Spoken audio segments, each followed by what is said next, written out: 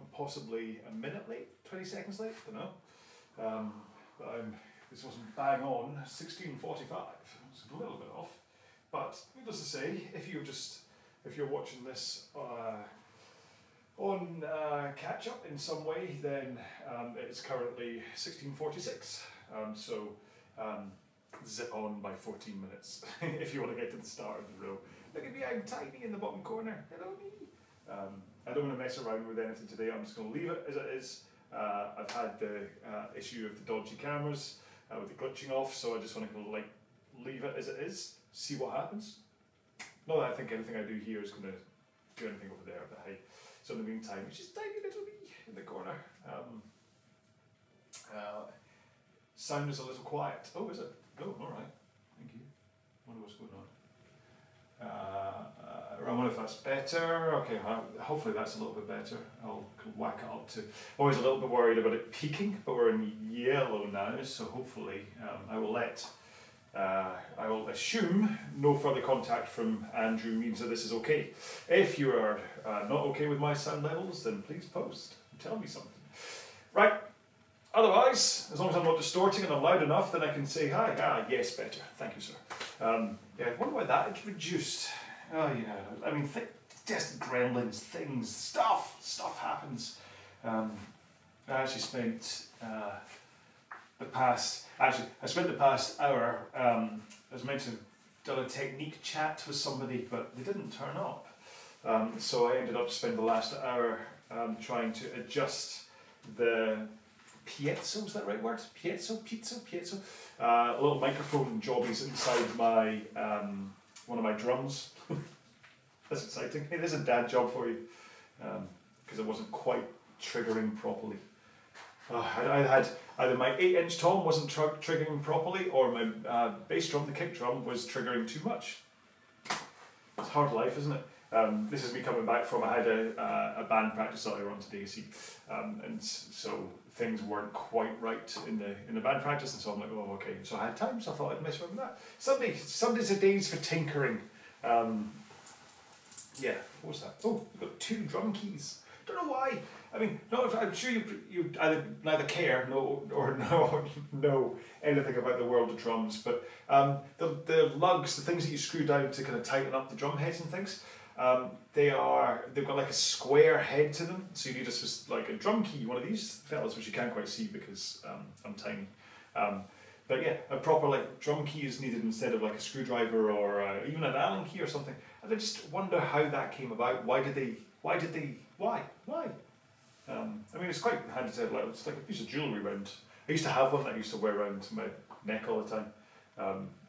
Back in my rock days, don't do that anymore. Plus, they're quite heavy. I might go for a run with one of these, banging off my chest. Right. where are we? Hello, we're rowing. We're not. This isn't RowAlong. This is RowAlong. So hopefully you have found the RowAlong live channel, hence why you're here. There's a few of you watching already, so hello to everybody that's watching already. We are going to do a half-hour row, if you didn't know, on the Exer app today, which you can see sitting in the background. Ready for me to set things up. I think it's the Exer World course that we're doing today. So my wife is just saying, someone bring me washing in, it's raining. Sadly, I'm here. Hopefully one of the children will respond to that. Yeah, shh, don't tell her. I mean, I could abandon you for 5 minutes to go bring the washing in, but then that wouldn't be very exciting, would it? Right, what was it? Yeah, so we're on Exer World today, half an hour. I'll talk more about plans during the actual row itself and why, but my plan is to do it kind of similar to how I do this most of the time, which is to do most of it at a low intensity, and then the sprints, I will either sprint or just speed up. Because I'm really not in a sprint place.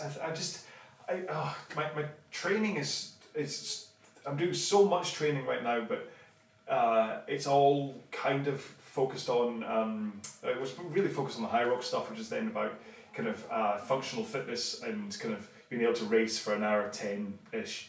And so actual sprints don't really factor into what I'm doing. So doing things like a minute sprint or a 500 meter sprint, all that kind of stuff, it's just not something that I'm training for right now or training at all. And I know I should, because it really does improve. If you can factor sprints into your training, basically, if you can do zone 2, the low intensity stuff where you can talk, you can breathe your nose, whatever, if that's how you want to do it, and then the other side of it, you can do zone 5 training, the VO2 max on the floor stuff. There's a difference, because I'll talk about this. Zone 5 is not necessarily zone 5 for a lot of people.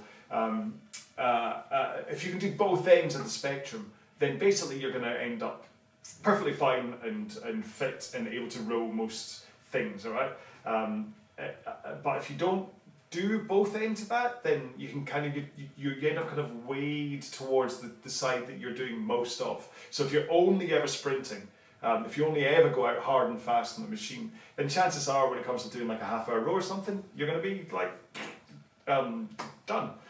Whereas if you only ever do zone 2 stuff, oh hang on, oh, both daughters, Jamie and Holly, are out bringing the washing, in case you worried, in case you were concerned.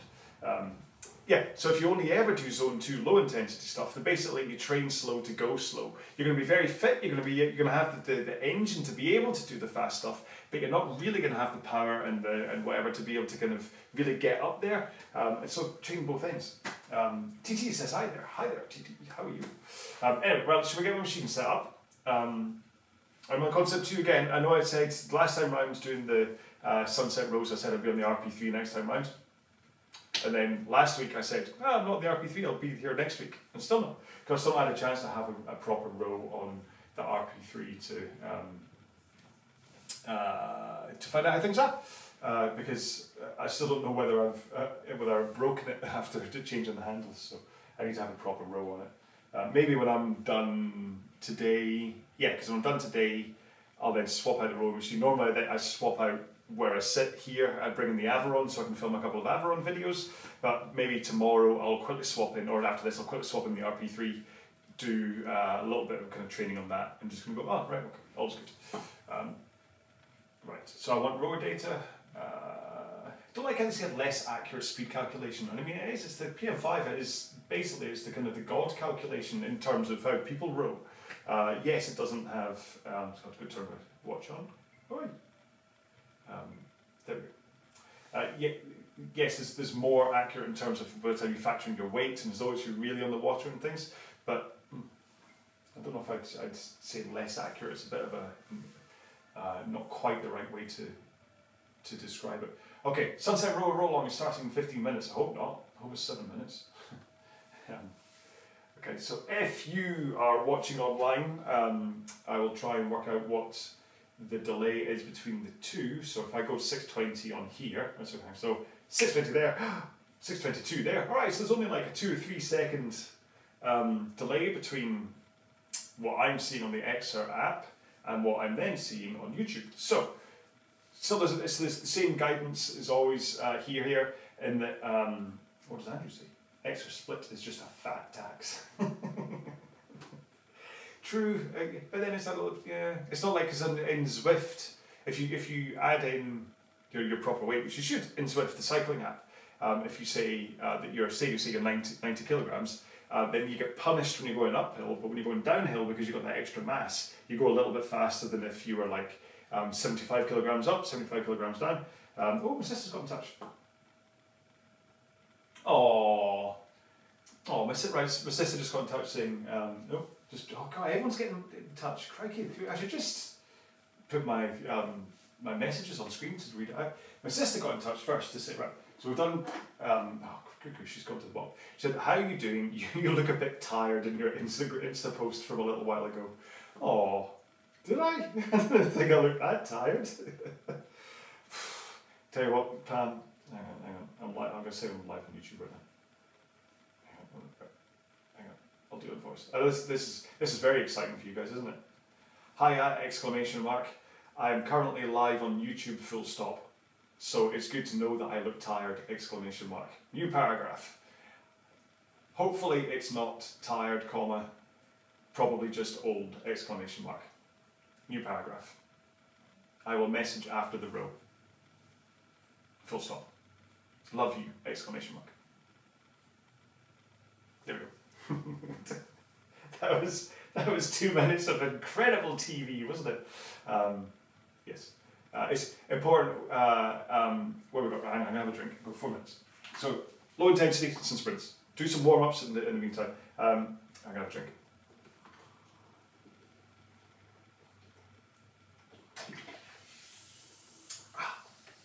Ooh, I've not had much to drink today. See, that's why that was a big gulp.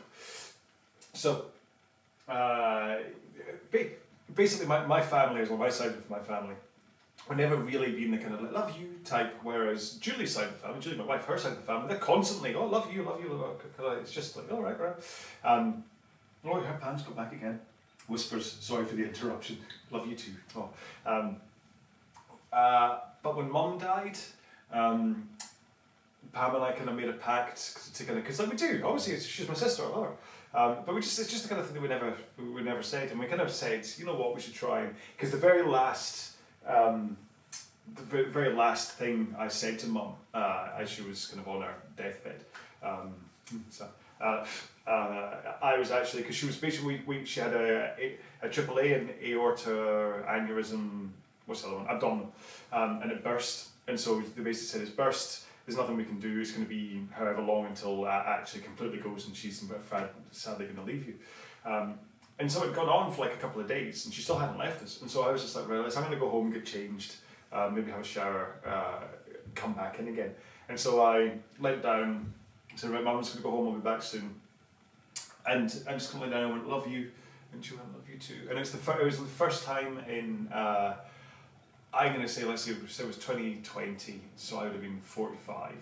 I'd say that was probably the first time in about 30 years that I'd actually said love you to Mum. And so, and it was just this kind of really odd kind of moment that the very last thing that I said to Mum was love you. And so Pam and I, like talking to Pam about this after, we said, just kind of went, you know what, we need to kind of say this to each other more. And so it's become, but it's almost become like a joke thing now. It's just gone the wrong way, where we're kind of like, love you, ha ha ha. And it's like, that's not the point. The point is to actually get across that we anyway. I'll get to see her on Thursday. Thursday? What's the date today? Wednesday? No, it's Sunday. So Monday is the 11th, Tuesday, Wednesday, Thursday. Yeah, going to see her on Thursday. She's coming up. The Dead Daisies, American rock band, are playing in Edinburgh. And we're both big fans. She actually knows the band really well, so she gets backstage and stuff. And so she's coming up to Edinburgh to see them, and so I'm going to go through to Edinburgh to see her, and I'm going to see her, because she's based in Bristol, you see, so I hardly ever see her. So, yeah. There you go, there's a story of my life. Right, rowing. So, there we go. I'm done with that stuff, but this is probably why at the end of all my rows nowadays I say you have to try and find someone that you mean it to and tell them you love them. Because actually there's something about saying I love you that it's a real kind of, you have to, you're very vulnerable when you say it, okay? You say to someone, I love you, it's a real, like, it's the most like big thing you can tell someone. Flip side, of course, is I hate you, but yeah. So I love you all. Thank you so much for turning up. All 17 of you that are watching right now. So look how many people are on the floor are floating in the water. 38 of us. That's amazing. I have a quick drink. Remember, the delay is around about 2 to 3 seconds between the two of them. So if you are rowing on the Exa app, look for the start on Exa, not for the start on YouTube, okay? I'm going to take it nice and easy to start with, just to make sure and open up my body, make sure I'm ready for rowing. Then I'm going to take it up to round about that kind of zone 2 stuff. And then, depending on when the sprints come up, if the first sprint is too soon, I'm not going to do it.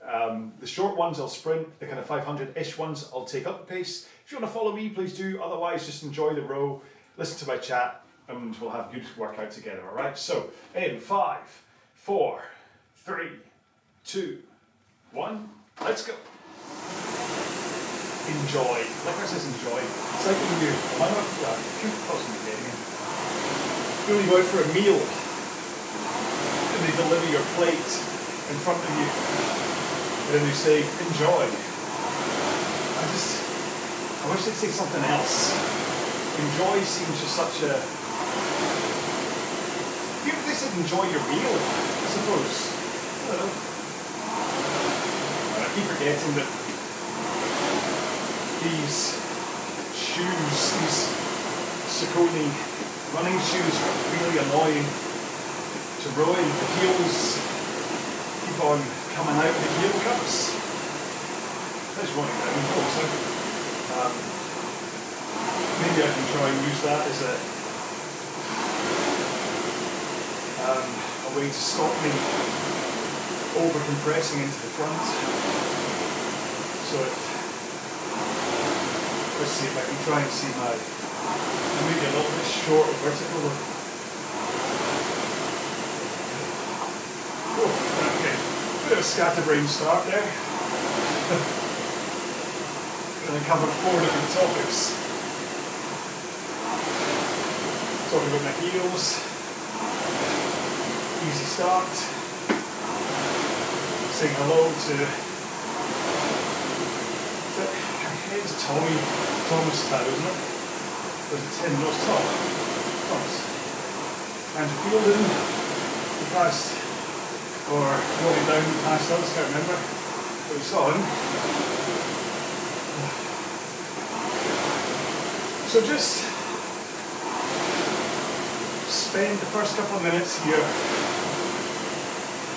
not only thinking about opening up your body, but also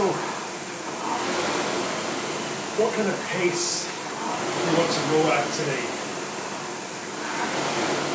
What's your natural pace? So I'm a great believer, or I was taught, and therefore I believe, that's a better way of putting it, that stroke rates are like gears on a bike. And you can kind of match those gears for a pace.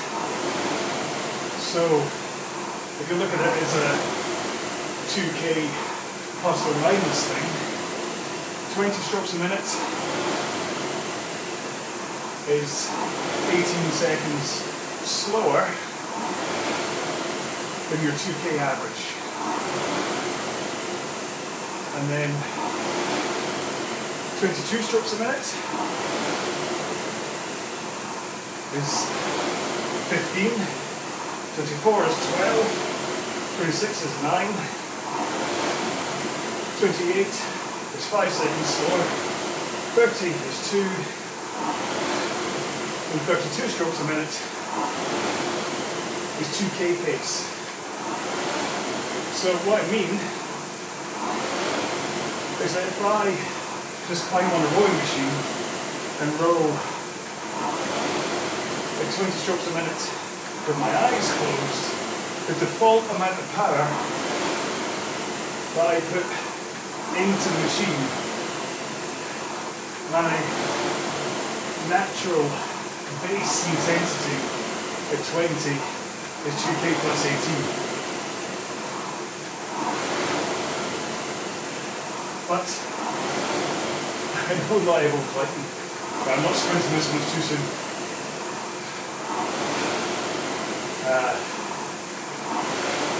So decide how you're going to do this row. So for me, I've run about 1920. I run about 202 to 204.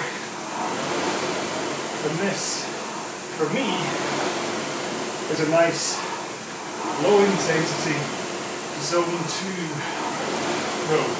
But you can see by my heart rate at the bottom that I'm firmly in zone 2. Now, what we will see is it's a combination of any sprints I do, but also just duration, being on the machine for half an hour. You'll see that my heart rate will climb past zone 2. So 115 to 120 right now Although weirdly it's dropping along my pace as well. Something wrong. We'll catch up in a minute.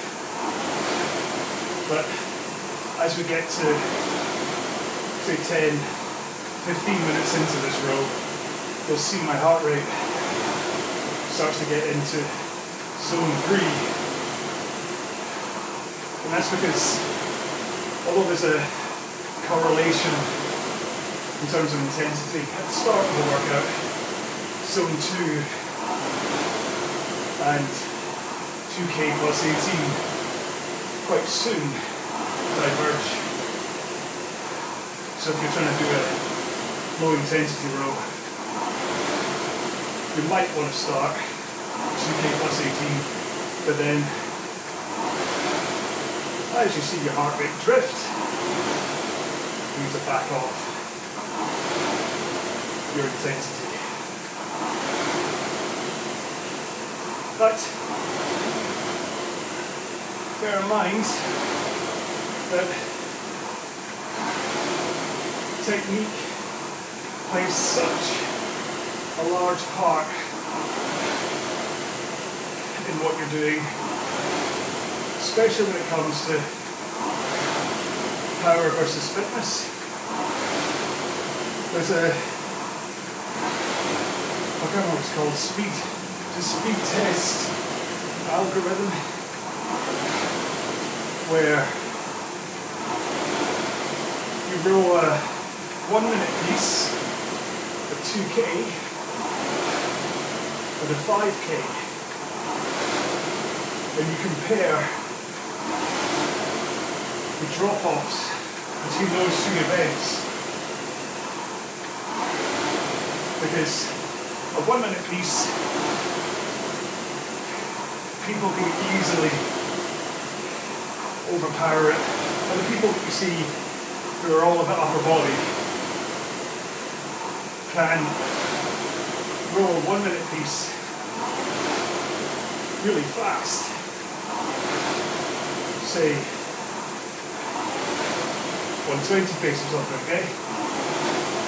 Because they only have to do it for 1 minute, and it's not about cardio, it's more about muscular endurance. If you do 4 to 5 strokes a minute, can you hold that power 4 to 5 times? The 5K is less about power, more about fitness. So those monsters that use their upper body all the time, they really suffer on a 5K. And then a 2K is both. It's power and fitness. So when you do the three of them, it can be really revealing for what the difference is between the three. Let's say you do a 1:27 pace, 1 minute, which I think is about 350 meters. But when you have a 8 minute 2K, then that shows you have the power, but you don't have the fitness. So it tells you what you need to work on. But it's not just about training more fitness rows, for example. It's about looking at technique. If you're one of the strong CrossFit monsters who can crack out a 120 pace with your upper body, but you're wanting to do a fast 2K, you need to look for proper technique in terms of tilting forwards into the front with your arms straight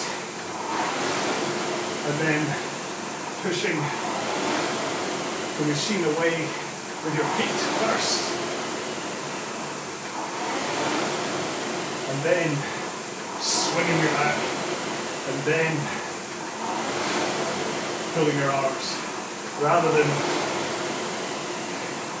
the monster rowers who just yank on the handle from the front, don't use their back and hardly use their legs.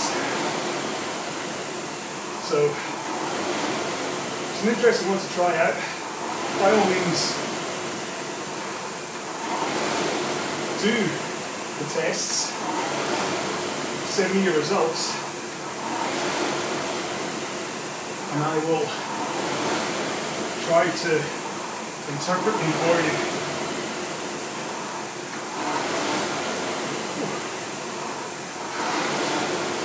I say, going back to the natural pace thing, I'm quite pleased that I'm still in zone 2 after 12 minutes, rowing at 2 minutes, 2:01, 2:02. Oh, wait, I'm in zone 3. Heart rate error.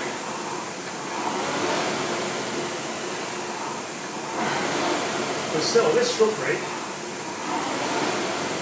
I would expect to be down at 2:05, 6. So, it's a monster in the cave. Looks like it. So hopefully, this is a good sign in terms of the training that I've been doing. That even though I might not be training fast stuff right now, all of the running, skiing, weights, and rowing are coming together nicely for performance increase. Because before we started today, Andrew, who is 2 rowers to my left in the funny hat, he was asking what my plans were today. And I was saying, today is meant to be a low intensity row due to the training I've been doing. And bless him, he's like, oh, you're not injured, are you? But no, I'm the opposite. I'm paying very close attention to how my body feels. Certainly in terms of energy expenditure. Because I'd say about 3 months ago, what are we, August? Yeah. May, June, I was doing a row when I woke up, a run at lunch, and then weights in the evening. And I was also doing the 16-8 fast, what do we call it, diet, you can, but I was just doing 16-8. But it left me zonked, and I'd often have to skip days on my training plan. So I was so wiped out. But hang on. There's a sprint coming up.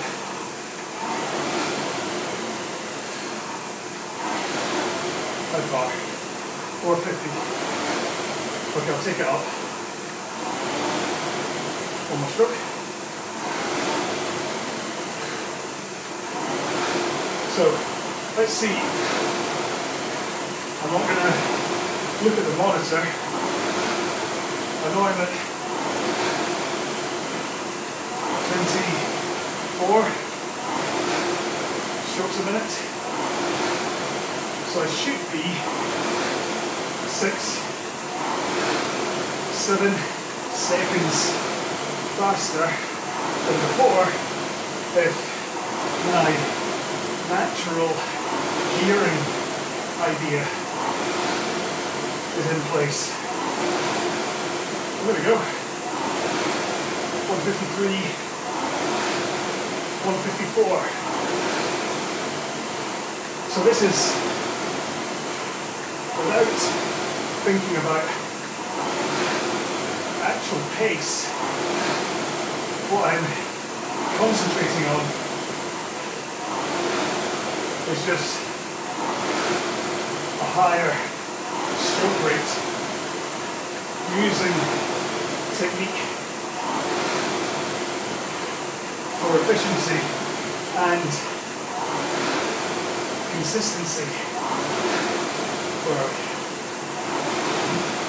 Okay, 80 meters to go. I'm going to stop talking for a second.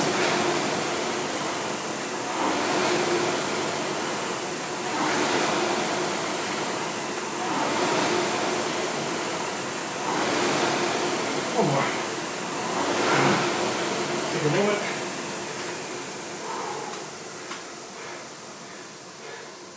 Okay. Back into it again. Well done, Andrew. Straight away.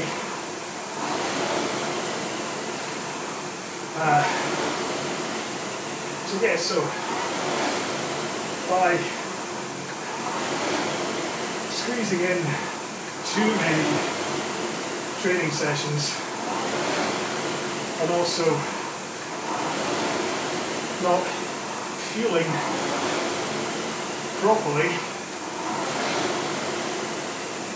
I was finding that I was really depleted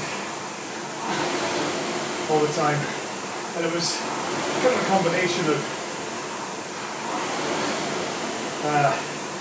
wanting to make the training videos for the RowAlong channel, so the Time to Shine series that I'm currently uploading.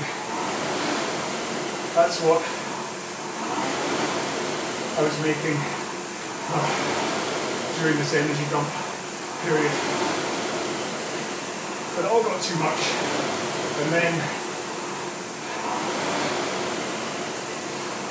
I kind of thought about my plans for the year ahead. What do I want to do? And the truth is, as much as I said I want to get back into rowing racing, I want to try and see what I can do. The higher up still got that itch to scratch. So I took 2 weeks in Spain for a vacation to kind of reset my body and mind, and then laid out a plan. So this was 4th of July that I got home from Spain. My first race is the 4th of October, so that's 3 months try and get my act together. Which I'm hoping, at least from today's pace here, is showing signs of working. So, first things first, I'm having breakfast. So, I wake up about 7:30, have a cup of coffee, work for an hour, go for a half-hour walk around the block, around my estate, and I come home and have a slice of seeded bread with whole earth peanut butter. Then 1 o'clock is training, usually, well, pretty much always cardio, and then evening is weights. And I might also squeeze in another half-hour walk after I eat my dinner. I'll do the same walk I did in the morning, but in reverse. And I'm also tracking calories and making sure I have between 4 and 800 calorie deficit every day, depending on how many calories are claimed to have been burned through exercise. Because it's not always accurate.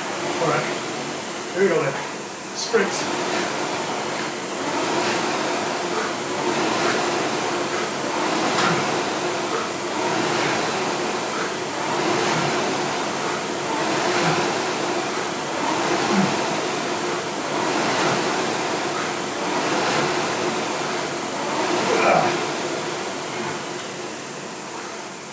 Take a few,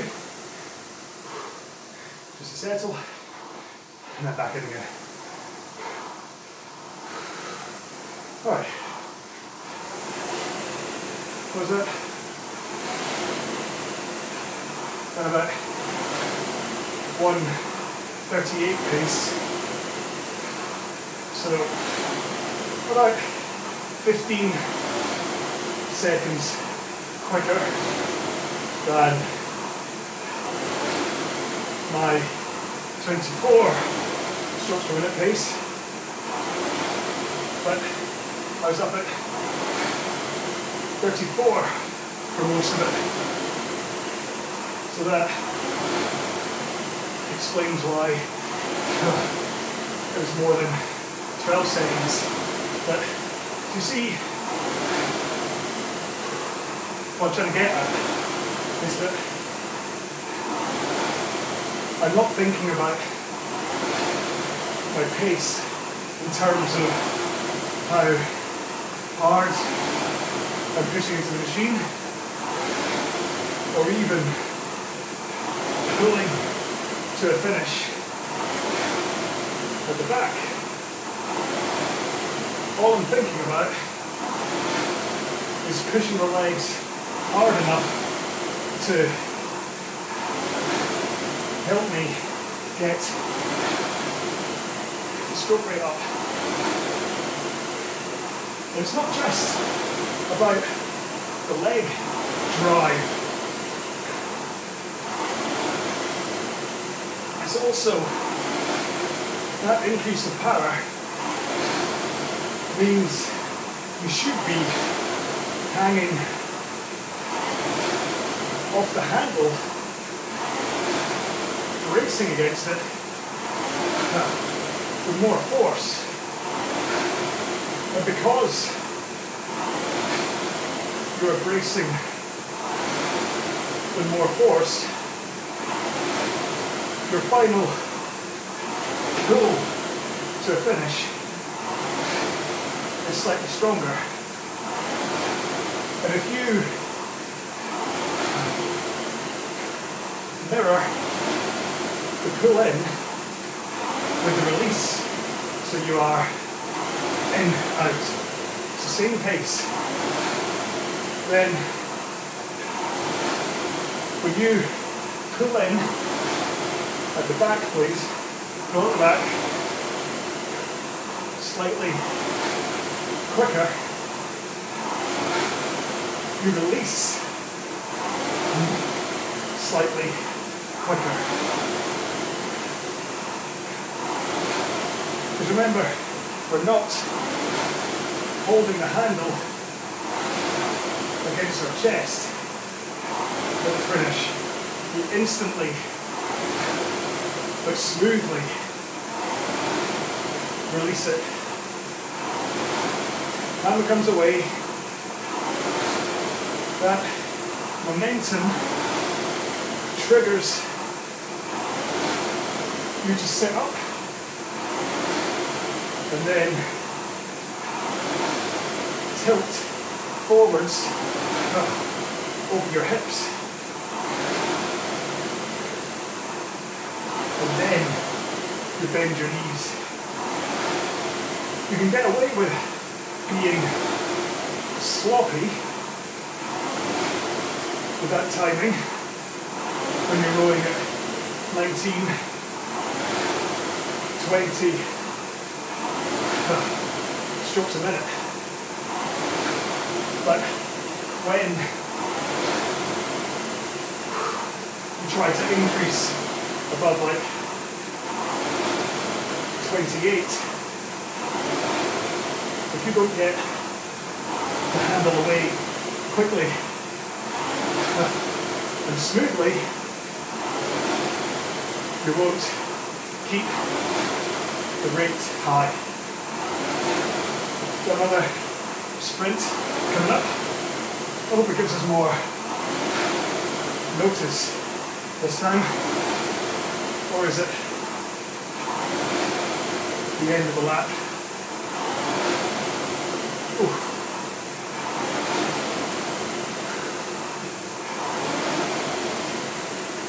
So anyway, just to finish off my training chat, on Sundays is this low intensity row to kick off the week, and then I'll go and do some wall balls and lunges, walking sandbag lunges after this. Monday is sprint running at lunch, followed by farmer carries. Then at night I've got a cheeky little weight set that covers my upper body. Tuesday is a tempo row, usually making an Aberon video, followed by burpees. Wednesday is running, Thursday another row, Friday running, Saturday rest, and we're back to now again. So it's like low intensity row, max intensity run, tempo row, then tempo run, day off. So today is the only low intensity row I have planned in a week, and judging by the fact my heart rate was at 150 when we finished and my watch says I was at threshold, I think I broke out of low intensity, but it felt great. Oh, what's Andrew saying? Zone 2, it's not safe for work. Zone 2, my backside, he says. But, so, now that the data is on screen, this lets you know what I was saying about heart rate versus pace. So I think, like at the start, where was I? To 205, whatever, as I got settled into, say around about there, 5 minutes in, say, is when I kind of settled into the kind of 201 pace. And then if you go all the way to the end, I'm still maybe just slightly faster. Heart rate, was that overlay? You can see underneath. But you can see what's happened to my heart. I think there's a few data errors here. But you can see what happened in terms of that drift up. That's because I was holding pace, going slightly a little bit faster. So if I was wanting to stay in zone 2, I would have backed off the pace and assessed my heart rate instead. But because I'm just a big, dumb, stupid man, I was enjoying going fast, so I kept the pace up. So anyway, but I really enjoyed that. It was nice to see that, and I'm not saying it was easy, but it was a comfortable half hour at a higher intensity. Does that make sense to you? I hope it does. Yeah, so quickly, just to wrap up 2 things. What's the CBDB saying? Nice little row, just had a bit of difficulty with sound as I have music on as well. I've got your Spotify playlist playing. Robin Mobile, keep going, I just started the app yesterday. It's a great app, isn't it? So, I'll finish off just quickly by saying this. So, there'll be days where between the morning walk, whatever I do at lunchtime, so that's like kind of say it's the row plus do sled pulls or whatever, plus then evening weights and then another walk. Throughout the course of the day, my watch will tell me that I burn around about 1,300 calories in terms of exercise. Now, I'm not arguing with that as a total, but I do think that there is an error value within there. So for that 1,300, I'll basically just say that's 1,000, okay? Give myself 300 as a kind of an error correction. So therefore, when it comes to looking at my calories throughout the day, instead of it being a 400 calorie deficit, I'll kind of aim for a 700 calorie deficit. And that seems to be working. So basically the reason I'm training in deficit is because I've got a little bit too much jawing. I'm still trying to lose a bit of love handle, basically. A little bit of fat on me. If I could lose right about kind of 5-6 pounds of fat, I'd be quite happy. I think last time I did the body fat analysis, I think it said it was 15%, which I don't think I am. I think I'm about 16, 17. But anyway, and there's this thing about, because somebody asked in the Facebook group saying, what's the point of training when you're in calorie deficit, as though being in deficit means that there's no value to training because you're in deficit. But there is, because not only am I burning fat, I'm also, it's not about adding weight in terms of muscle, it's about using the electrical signals, let's say, to go to the muscles that I have, and tightening everything up. Okay, so I don't really want bigger muscles. Yeah, okay, I'll be great for the beach, but I don't need or want them. What I want to do is the muscles I have, I want to kind of refine them to do what they're meant to do better. And so that's the point of training in a deficit. If you go too big a deficit, that's where the energy dumps happen, of which I spoke back in kind of May, when I think by fasting, regardless if I took in the 2,500 BMR calories I'm supposed to have plus the exercise one, so say I still took in the 3,500 calories a day, because of the 16-8 fast, it just wasn't working for me. Used to, but now it doesn't work for me anymore, so that's why I started having breakfast. Anyway, listen, I can always make a ranting video about this, but there's no point. So Stephen says, hey Goops, great row folks, first one for me since hand surgery, so pretty happy with that. I hope your hand's healing quite well. So yeah, actually, I mean, I don't know if I said this to you when you mentioned it before, but basically hand surgery is, thanks for the chat and row, happy ranting. Yeah, so I cut my hand, and this is why RowAlong happened, because to recover, I still wanted to exercise, but the physio was like, listen, you can't push it because it was tendons. It's like, if you push it, there's a good chance you're going to end up just undoing everything that we just did in terms of sewing that tendon back together. So I had to work out how to train at a slightly less intensity, and I knew that if I spoke at the same time as rowing, that meant I couldn't train at a high intensity. And then figured that if I went to a gym and was talking away to myself, I'd probably get thrown out. So I put a camera on me, uploaded YouTube videos, and here we are now. Okay, that's a short potted history of it all. So there we go, guys. I really enjoyed that. Thank you so much to everybody for hanging around, watching this and rowing along with me. If you did, if you don't use the Exit app, I really recommend downloading a trial for it, even just for one of the weeks, just to kind of go, oh, that was interesting. And then whether you subscribe or not, it's entirely up to you. But if you use the code RA25, you will get a discount if you're a new user. Next week then is back to 9 o'clock in the morning. It's going to be the Rise and Row with RowAlong, so keep an eye out for that one. Remember, it's going to be here on the RowAlong Live YouTube channel, not on the main YouTube channel. And I'm still uploading other little videos like the Time to Shine series that I'm uploading right now. Half-hour workouts, they're really good for you. Enjoy them, great. And a couple of other little standalone videos as well that are supposed to be going up. And that's it. So that's it for me. I'm going to go do my high roxy training. Do the CTC next week. Right.